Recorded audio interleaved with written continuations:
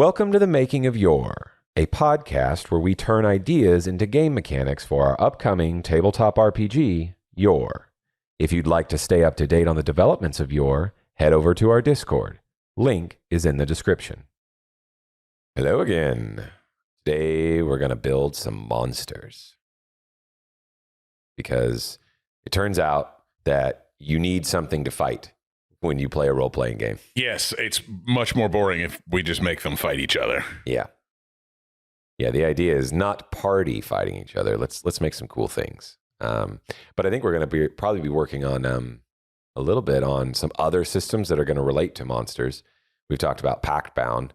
Yeah. So at some point, we might get into that today, assigning point values to special abilities monsters might have. Yeah, we'll see what we come up with. We come up with one. We'll see if we accidentally brainstorm too far. Pact-bound monsters are going to be a much higher tier than what we're starting with. Yeah, it's goblins and pigeons and the like. Yeah. But if somehow we're accidentally like, oh, what do you think an ancient gold dragon's like? then we might mess around with that. But let's start with, I feel like, the most iconic goblin. Yep. Gobbo. The old gerblin. So a goblin's probably just carrying, they could be carrying any number of weapons, and of course weapons determine their damage. So do we want to write, when we're writing statistics like this, do we want to build it in a method that's like, this is the weapon they're carrying and this is the attack? Or just like, this is an attack, they're carrying a standard weapon with... Yeah. We may just have like NPC weapon that doesn't have any of the little special properties on it. They're just D6s. Yeah, we might do that. Superlative goblins, like the goblin leader or whatever, he may have like a real weapon. Yeah, I'm fine with that. That is a good way to keep our early tier, really low level goblins in check. But then it also allows we can give them a little bit better weapons if we want goblins to be a little bit more threat. Yeah. A little later in the game. Yeah. You want goblins to stay relevant. Well, one of the ways you can do that is just giving them weapons that do better. It's like, this is a tier 1 goblin. He is basically naked with a sharp stick. This is a tier 2 goblin. He's that same goblin, but with a real sword and armor. Yeah, and that's a big change. Yeah. You add DR and... tier 1, that guy's a goblin war leader. At tier 2, that guy's just a goblin. Yeah. Yeah, I think that is a good method for maintaining... some kind of value and threat from a goblin. Yeah. Because I'd like goblins all the way up to the tier 4. I love the idea of... Even if that tier 4 is a goblin horde, fine. Yeah, well in our... it probably won't be a single goblin that's tier 4. Yeah. But there's probably one that's tier 3. Yeah, probably. There's a big boy. Who's a tier 3. The hobgoblin leader or something. Yeah, something special. Or he's blessed. Yeah, goblin lord, goblin general, something like that. Yeah, he's been endowed with power type of thing, and he's a tier 3. Blessed with BDE by the goblin gods. Yeah. But... it's big demon energy. Oh. Okay. But part of keeps these things threatening is if you're able to up their damage and up things simply, the fact that we maintain a fairly low health pool through all the tiers help keep a layer of it's like 50 threat. Of these tier 1 goblins are going to be a problem for just about anybody. Yeah, because auto hits. Yep. So if they're breaking through your DR at all... That's rough stuff, buddy. Yep. Okay, so a goblin... is just a D6 attack. Yep. And he can only make one of them. Facts. How about HP? 6. Okay. So, if we assume most people have 1d6 plus 2. Yeah. Most players will probably start with a weapon with... Yeah, 6 hit points on 5.5 average damage to start with. Feels pretty good. Well, it'll be a 50-50 because you'll have some people who are going to have 1d6 that's only plus 1 damage. Yeah. There's going to be some of those because of the certain, the projectile features. But yeah, 1d6 plus 2 to 5.5 damage. So you're pretty close to one-shotting them. Yeah. Maybe 7.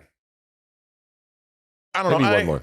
I feel like 6 is pretty good because goblins are supposed to be weak. We need some room to grow upwards for a slightly tougher opponent. Yeah, we could do that. We can do 6. I was thinking like Because kobolds will probably be like 4. What will? Kobolds. Oh, sure. Yeah. Well, and I like well, but here's the thing that's also, yeah, I guess percentage wise of what is your chance of one shot is really the question. And where do we want if you have a lot of the like fighters able to make 2 attacks. Yeah, fighters got 2 attacks. They're guaranteed on their turn to kill 1 goblin. Yeah, and he's got a 2-handed sword, so it's 2-handed and sharp, so it does 3 damage. Minimum. Well, 4 damage minimum. Oh, 2-handed. 2 from 2-handed, 1 from sharp. I think the way we wrote it right now was that 2-handed I think only gives 1. Oh, only gives 1? Okay. Yeah. Well, actually, we never wrote that down. We didn't make any 2-handed weapons. We had gone back and forth, and I don't know where we'll figure out on that. Yeah, we'll figure it out. Well, because I thought we had 2-handed to distinguish from sharp because sharp doesn't require anything. No, but that's 2-handed true. Makes you use 2 hands on it, and versatile gives you 1 extra point of damage. 2-handed is going to do, so if you have a great sword and it's 1d6 plus 3, so you're guaranteed 4 damage. Yeah, so you're attack. More than likely to one-shot a goblin, which feels about right for a great sword or great axe or something of that nature. Yeah. Yeah, you're more than likely going to, if you roll a 3, then you one-shot. Got it. That feels right. You're right. I'm liking it. Okay. All right, 6 HP. I don't know that we've talked about we haven't really made a whole lot of I think options for players to have additional movement, like increasing their base movement. No. We have some alternative, I think, movement options and stuff. But I think everything's just pretty much moving. Are we doing metric for distance, or are we doing we're probably doing feet. Because our game is sold in America. Yeah. We had talked metric at one point, so I wasn't sure. All right. So do we want to just do a 30 feet type of thing? I think so. All right. So 30 feet is normal movement for all the regular races. Unless we might go back and change 1 or 2 we'll and figure it out. Butts around with it, and somebody gets a little more. Yeah, dwarves may get a little less because they got them stumpy little legs. Little stumpy legs. So goblins, do we want them to be like 20 or 25? No, I feel like goblins are a little bit faster. I feel like they're 30. They're a little scurry. Yeah, they're small, but they're all right. And they should probably have something that gives them something also mobility related as a feature. Yeah. And I feel like that's probably about all we need to do. I feel like goblins have like swap places. Okay. Like throw your buddy under the bus to avoid getting hit by something. I think that's a really cool feature, but on a goblin leader. Well, I feel like all the goblins are that way. As a reaction, a goblin can swap places with another goblin. Okay. I think that would be, I'm not sure what that might be useful. Their HP's so low that from like it makes sense, I think, what you're saying from like a goblin mentality thing. But from like a play standpoint, it probably won't impact the player or the DM much because it's like the hit's going to kill that goblin. You switch places and it just kills the other goblin. So I don't know that it mechanically impacts as often. I still like it, though. I do like it, and I think we should have that feature, but I think we should have that feature. It's more useful on someone who has more reason for the DM to keep alive than a regular goblin. What are our rules right now on moving in and out of threatened squares? We may not have any. I think we may have not written that. We've written a lot of rules for combat, but I don't know that we dealt with exactly what happens. Yeah, exactly what happens on the moving in and out of threatened squares. Yeah. I mean, I assume we're going to have some type of reaction that's an attack related to such things. Yeah, probably. So maybe they have something that allows them to ignore reaction attacks or something like that. I've always been a fan of when something tries to leave your range. Yeah, I've always been a fan of that, but I've also always been a fan of the idea that goblins are wily Yeah. And they can ignore one reaction maybe attack. goblins don't provoke attacks of opportunity. That would be really good. We could That's do simple across the board, makes goblins really nasty. Yeah. No, we could do it that way, which is the stronger version, or it could be that they could ignore one. So like if they're threatened by 2 people, they can only pick one person to avoid their attack if both have a reaction. But it may just be better that they ignore. I feel like just one ability and it's that, and then we can. That's what goblins are good at. Yeah. Being skeezy. Yeah. I'll give it a placeholder name for now and just call it Scrappy. Don't hit me, bro. All right. Doesn't provoke attacks of opportunity. We might even end up giving attacks of opportunity our own name. Yeah. But for now, they're AOOs. Yeah. For now, they're AOOs. Alrighty. Oh, I accidentally named it a gobbin. Gobbins. I don't hate that. I actually don't dislike that. Maybe they are gobbins.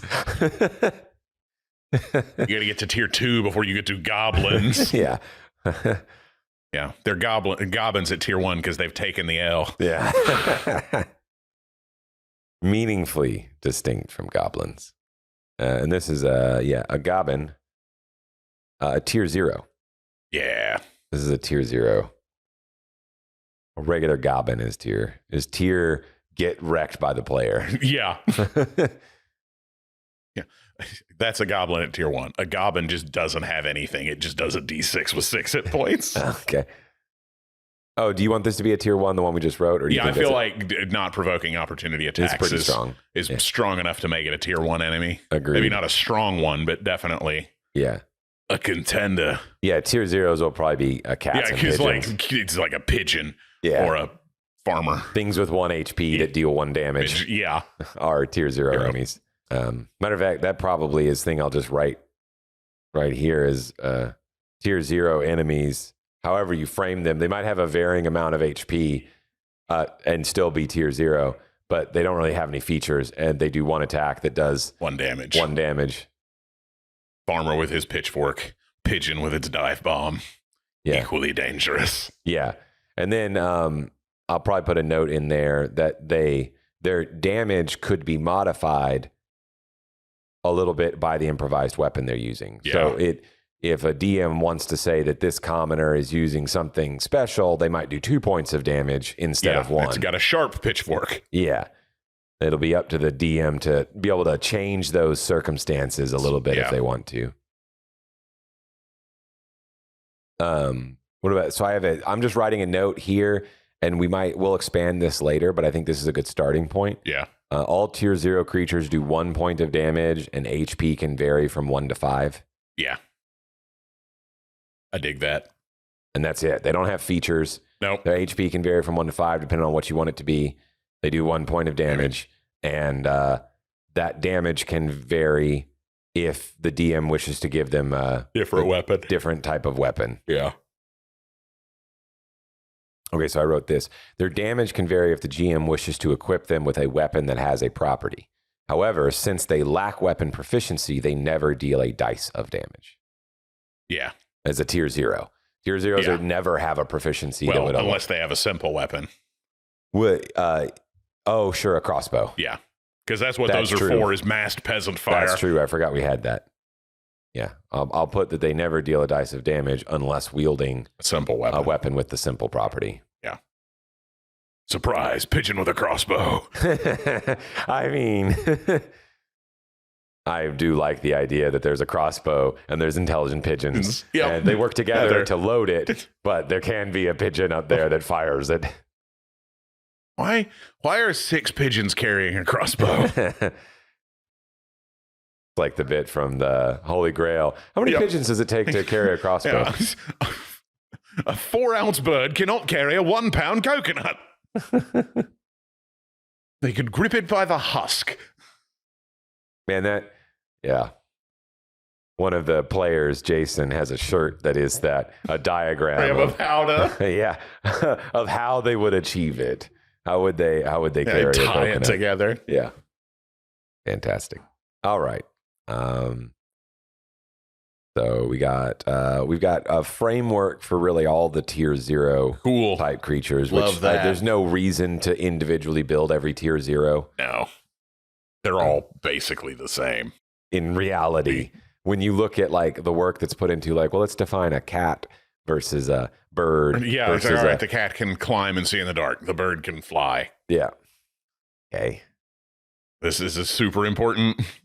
Most of that you can handle pretty simply, but when it comes to actually combat with the thing, they do a really small amount of damage and they have a really small amount of HP. Yeah, they're not super important. They're basically just weaker minions. Yeah, and most of those things can always so easily be handled narratively distinctive by a DM that like the cat did something that makes it seem cat-like. Yeah. And the bird did something that makes it seem bird-like. Yeah, it flew away. Yeah, but... it pooped on you. Yeah.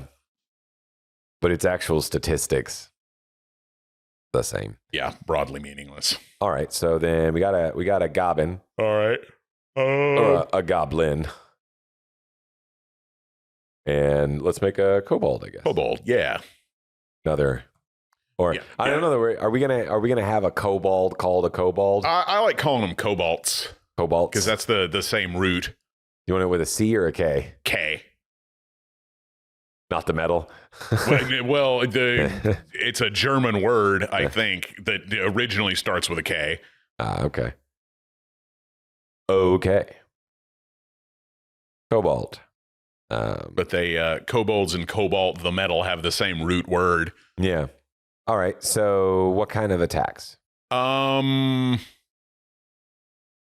mean, traditionally they're miners, because, mines, where they found them, quote unquote.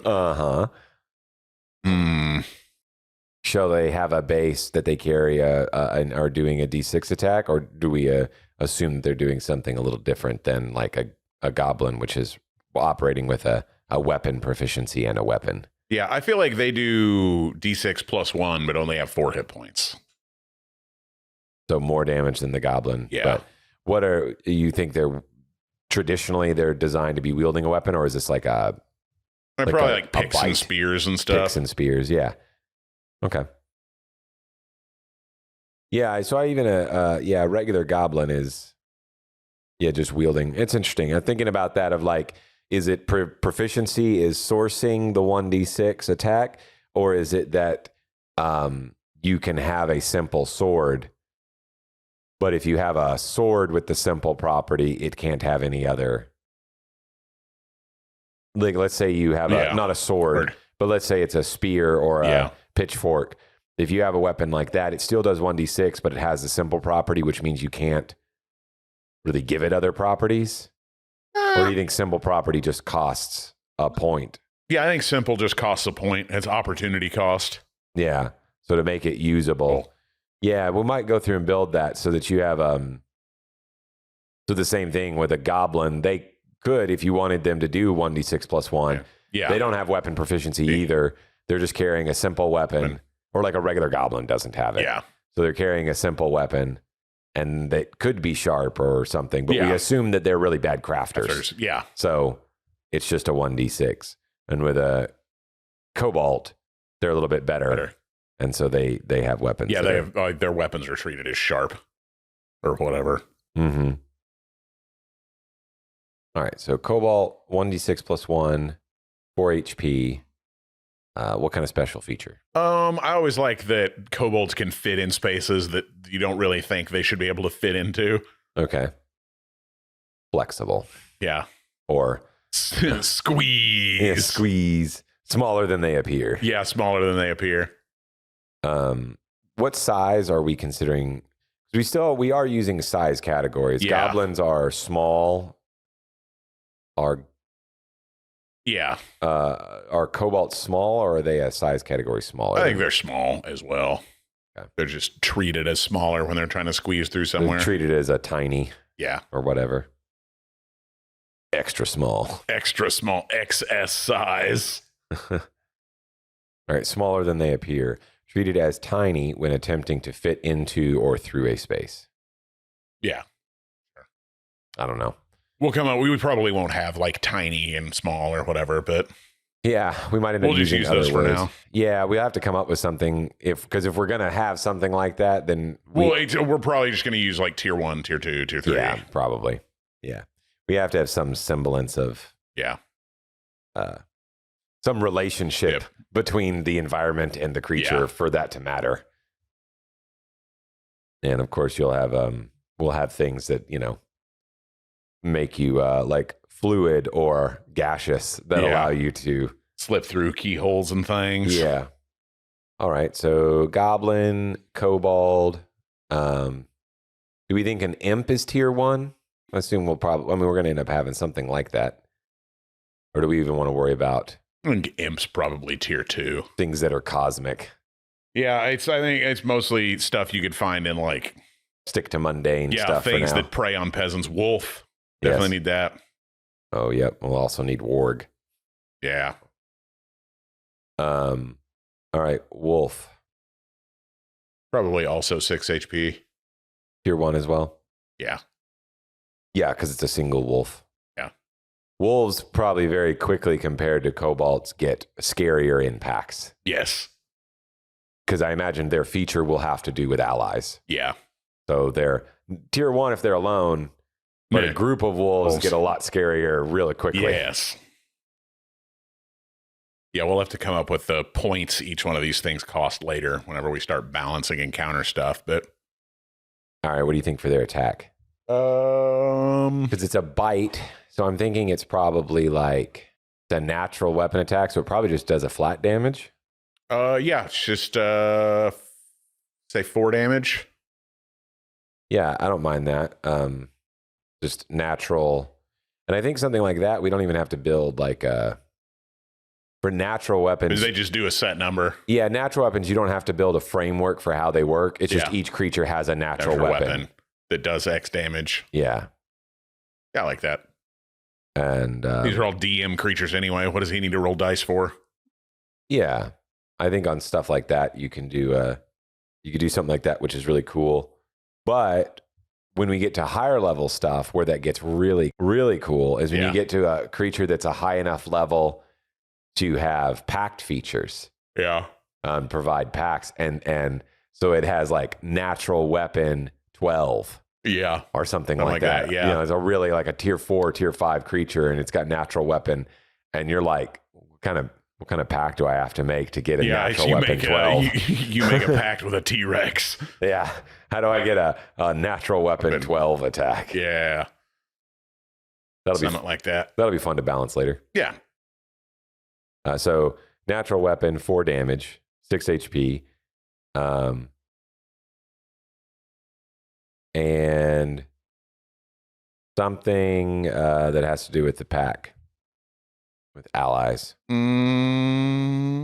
Should it be wolf allies or any allies when it has allies around? So like if you have a wolf that's like trained to work with yeah, I feel like allies. Yeah. 2 extra damage while adjacent to an ally. Ooh. 2 extra. Not double? No, just 2. Okay. Man, I don't know why. And I heard when you said it, I heard 2 extra damage. 2 extra I was damage. like, I think 8 might be a bit much. Yeah, no, it's 6. Yeah. 6 damage when adjacent to an ally. Yeah, that's scary. Yeah, 50% damage bump when it's got a helper. Tier 1, dangerous. I always like the idea of, I've experienced before wolves being a bit powerful. And then, you're kind of like, man, maybe the wolves should have been toned down a little bit. But I like this. And I also feel like we might experience pre-alpha killing a party and be like, man, we're going to have to tone the wolves down. I don't know, man. Bit. I think we just make them more expensive because, like, historically, people were scared shitless of wolves. Yeah, they should be. Then there was that, like, World War II town that got massacred by hundreds of wolves for months. Yep. Nope. I agree with you. It might have to just be that a wolf is not super expensive on his own, but if you want 2 wolves, that's kind of expensive. If you want to do 6 wolves, it clearly is a lot more costly than 6 goblins. Yeah, well, I think like wolf will be like 1, and then wolf pack will be a tier 2 enemy. Yeah. Yeah, well, and I think so. I wrote tiers with them, but now thinking about it, we're really just going to end up having to assign point values because that we're going to end up building is like a tier 1 encounter has X number of point values. Yeah. And so a single goblin is not a tier 1 encounter. A single goblin is 3 points. Yeah, something like that. And a tier 1 encounter has X number of points. Yeah. Do we want to go ahead and assign like a point value, or do we even not worry about that? It's We'll figure that out not later. Not enough. I was like, it's going to be real just we a shot need in like the dark. 20 monsters at least before we start doing that. Yeah. Orc. All right. Is standard orc is also tier 1, probably just a stronger tier 1. Yeah, 8 HP. Nice. I'll put orc fighter. Yeah. Because we do want to, players can beat orcs, so we need a distinguishing. Yeah, it's just put orc fighter or orc raider. Yeah, orc raider. That's good. Okay, so now we're approaching something that is very humanoid. Yeah. Do we want to just give him raw stats, or do we want to look at it from a? Let's just put down C PC section, and then we'll figure that out later. Yeah, because I think on this, we should work out a framework when we're dealing with humanoid stuff where it's because like, we basically have to build a simplified PC sheet for orcs and stuff. Yeah, for orcs and anything else, human soldiers, knight, stuff like that. We should be looking to that. But I think we need like have orc on there so we know like what our framework is when we go to build that out. Yeah. Okay. Do we want to give him some stats though? I think just 8 HP and then D6 plus 1 weapon, and then for features, say CPC section. Yeah. Agreed. I like the idea that there's obviously have to be exceptions to the concept of features. Yeah. But whenever you're dealing with something that's fairly humanoid, I like the idea that their features are pretty much features. Yeah, pretty much similar. I mean, it's not absurd to say that the player character version is a tad superlative. Yeah. Because not every orc gets to be an adventurer, just like not every peasant gets to be the chosen one. Yeah. But the character creation process is so easy that if you're a GM wanting to make a bit of a custom party, you can pretty much just be like, all right, I'll do I'll play a little bit with this, and it's almost like a monster builder. Yeah, I'll futz with this a little bit, and now you monster boy. Yeah. We've got a lot covered by tier 0s. So really, orc is going to be not completely dissimilar to most other tier 1 humanoid enemies. Yeah. It's going to have a lot of overlap.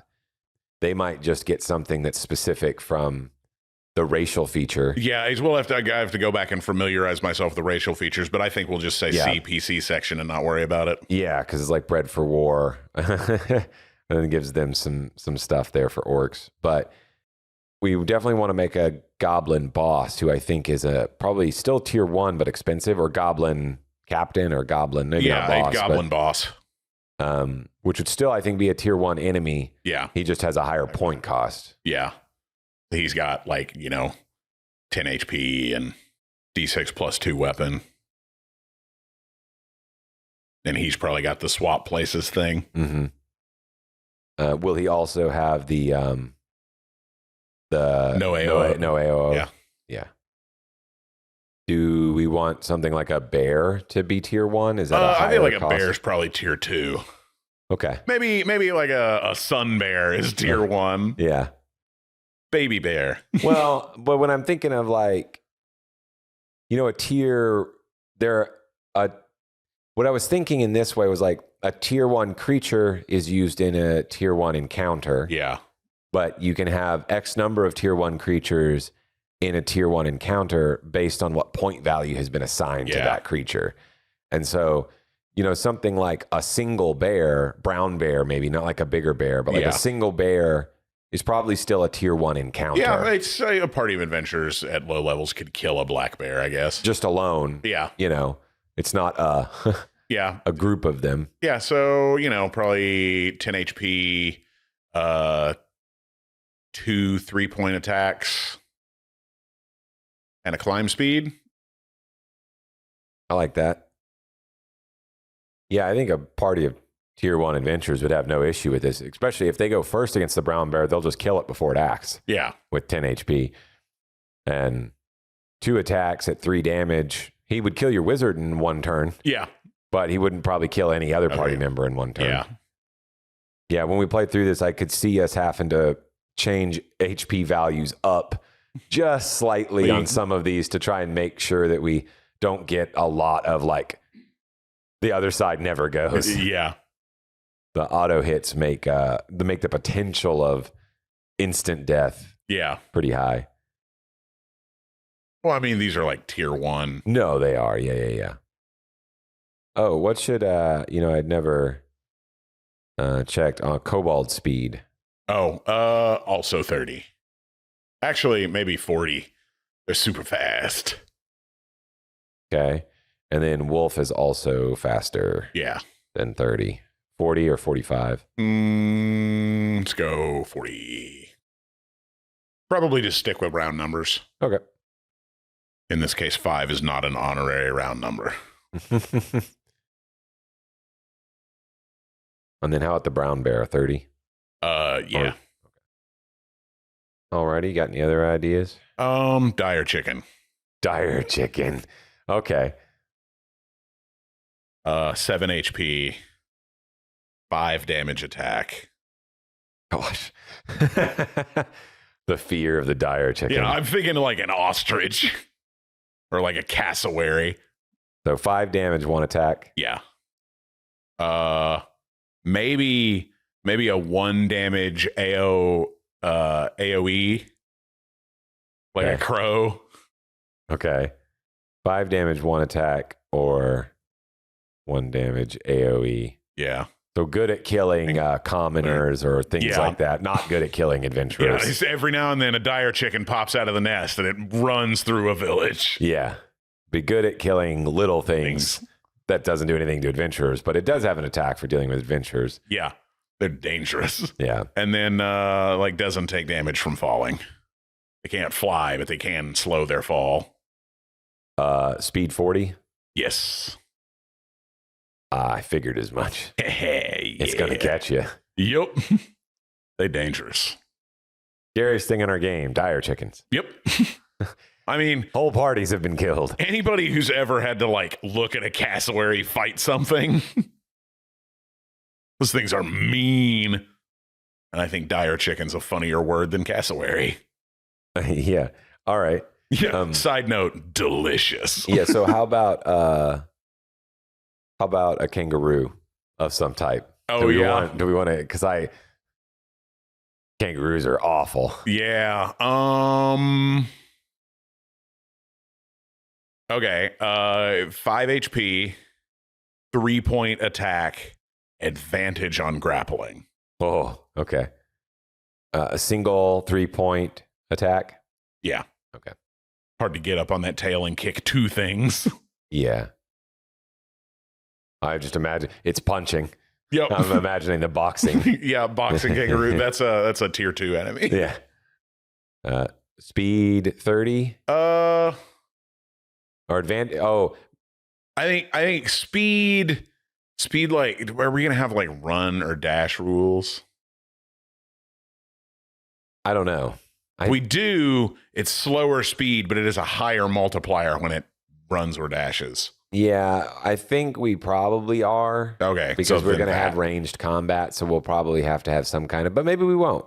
Let's just do the lower speed. Or I'll do speed 30 for now. Yeah. And we can change from that if it becomes necessary. Yeah, because I think like speed 20, but it has like a 3 or 4x multiplier instead of a 2x multiplier when it dashes. I do like advantage on grapple and jump checks.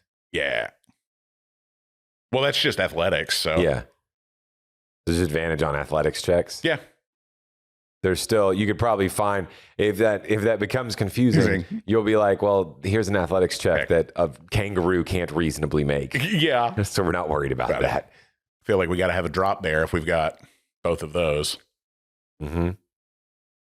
What do you think for it? I think 2 HP. Okay. And what did you say this was? Drop bear? A drop. Oh, yes. Okay. 2 damage, 10 damage if it's from stealth or if it's surprised. Or if it surprises. If it gets the surprise round, it does 10 damage instead of 2. And, climb speed. What should its regular speed be? Like 10 feet, Okay. 15 feet. Yeah. Real slow. They're ambush predators. Yeah, I gave it speed of 10, climb speed 10. Yeah. With the bear, I gave it speed of 30, climb speed 15. Perfect. Got another one? Constrictor snake. Yes, we needed that. We actually need to build a couple of snakes. We need to build a Yeah, we need a venomous poison, snake and a constrictor snake. And I'll actually put constrictor snake, specifically a tier 1, because we will have multiple tiers of constrictor snake Snakes, as well. yeah. How big are they? This is a regular, normal Earth-sized one. Yeah. They get bigger from there. Yeah, constrictor snake tier 1, and then it's like constrictor snake that is 50, 60 feet long. Yeah, and it's we have python. We have titanoboa. Yeah. Yeah, I'm thinking this Can you one should have a imagine little more. seeing one of those fucking things, like a snake that wouldn't fit through your front door? Dude, It was so wide, it's unreal. like 60 feet long, Yeah. just crawling around out there eating gators. Don't like that at all. 4 HP. Yeah. This should be slightly harder to kill in a lot of ways. Yeah. So 4 HP, speed 15. I'd go 20. Oh yeah, we wanted Yeah, round. I'd go 20 crawl, 20 swim, Okay. or 20 regular, 20 swim. Okay, the attack. Probably just a 1 damage attack and then a constrict that makes you start to suffocate. Or maybe like a pin or something that makes you start to suffocate. Yeah. That's how they kill you. They squeeze the breath out of you and you go brain dead from lack of oxygen. I think we should build it to work like the progressive spell concept Yeah. that we talked about, which is basically just like you're making a check against it. Yeah, it's probably some grapple rules for pin and whatever. So it's like it makes a pin, and if it holds you for 4 rounds, you just die. Oh, okay. Or if it makes a pin and holds you for 4 rounds, you go to 0 and start taking wounds or whatever. Okay. Something like that. Should it it's constrict attack, it makes an athletics check. At advantage, probably. Yeah, at advantage. And then does that mean you're immediately in a pin that round? Or does it enter a clinch and then the next round has to take you to a pin? It probably just puts you... Probably, if it hits with it, or well, I don't know. I'm not sure. We'll come up with that later. Okay. I don't know. We'll have to play test that one to see which feels too unfair. Yeah. Well, it only has 4 HP, so if it takes like multiple rounds, Yeah. your allies are going to have an easy time saving you. But If you're by yourself. But if you're by yourself, it gets real scary. Yeah, so I feel like it can probably just do it as a matter of course on its 1 damage attack. It can skip a clinch.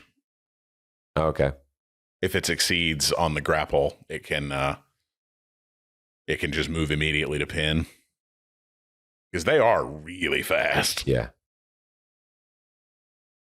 As part of its attack, it can roll an athletics check to pin you as well as damage you.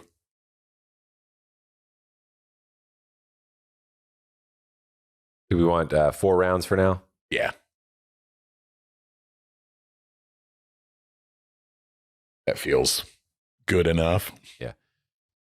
Constrict, I have it just written out like this. We might change it a little bit, like, because you were talking about it being a part of its attack. I didn't write it that way initially while I was writing it, but we can make it that way. Yeah, it doesn't matter. Natural attack, constrict, make an athletics check with advantage. On success, it enters a pin with the target. If the pin is maintained for 4 rounds, the target dies. Perfect. Well, and obviously I'll have to, assuming the target needs to breathe. Yeah, If it's a assuming the creature target that- needs to breathe. Yeah. Yeah, that'll be in this target. That'll actually be constrict. It's after the target begins to suffocate. Yeah. See suffocate rules. Yeah. Yeah.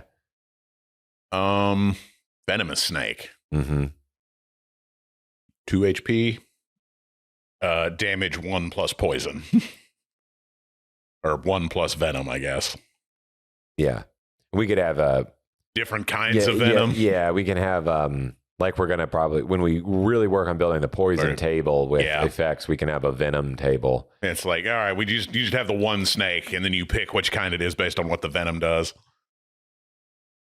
Yeah, and I like the idea too, because that is a really cool thing that allows us to build poisons that are based on getting venom. Yeah. Like an ingredient for this poison is to get venom from a particular snake that has, and you can even, like, your poison might be much stronger than what the tier 1 snake's venom does. But it's an ingredient in. Yeah. Do we want a poisonous snake? That's just doing poison damage? No, that if you eat it, you die. Oh. Or at least you get incredibly sick. I don't know. I'm fine with just venom for now. All right. We can put out a poisonous snake in one of our joke books later. Mm-hmm. Yeah, I think just venom, because we are going to do some poison for, potentially with types of food you might do or eat like that. We'll have obviously food that can be poisoned. This snake looks exactly like a completely different but non-poisonous snake who is known to be delicious. The poisonous rattlesnake. Looks just like a rattlesnake, is poisonous instead of having venom. If you eat one of these, you get incredibly sick, shit yourself, and die. Some circles called the dysentery snake. Man, you are like, we're doing this. Yeah. That poisonous snake's coming out. We got too many ideas for it. We're vested now. It's on the podcast. It's happening. Facts. Let's see. The undead. We need skeleton. Yep. Old Skelly. Mm-hmm. Skelly. Master of the universe. Skeletor. Fuck you, beast man. Let's go 3 HP.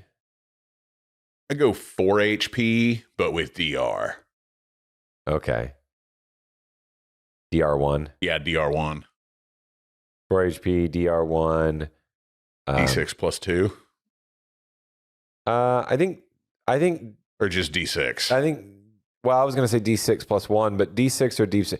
Yeah, I think it's fairly simple because at least for the tier 1 skeleton. Yeah, I think we'll have. Obviously, there's better skeletons that have better.